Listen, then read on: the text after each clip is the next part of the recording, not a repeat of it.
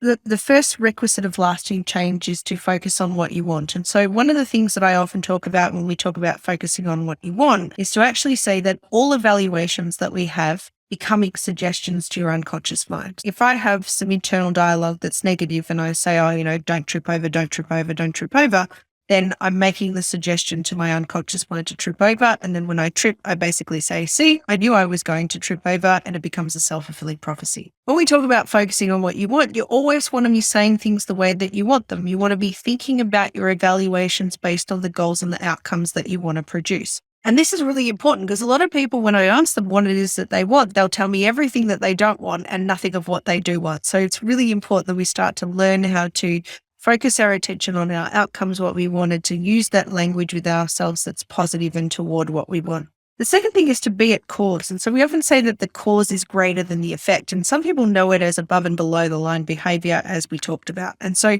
when we talk about the cause is greater than the effect, we want to make sure that we are not a victim to our circumstance, a victim to our negative emotions, that we have goals in place, that we are taking ownership for what it is that we're learning and what it is that we're doing. And so it's having that ownership mindset, that responsibility, that accountability. And then the third requisite for change is a really important one, because for a lot of people, they'll learn what they need to know. Often I'll meet people and they'll say, oh, tell me why I do this, or tell me what I can do to make that better. And so they listen to all the theory and I give them a strategy, and then they go and they do nothing with it. For example, let's say I wanted to improve my sales process and I wanted to feel more confident. I could read all the books that I wanted, but until I pick up the phone and make a cold call, or before I do a meeting and actually test out my theory of what I've learned, i.e. taking action, I may not actually learn the lesson. I won't see and experience the confidence that I'm looking for because I've just learned about how do I do it as opposed to actually doing it.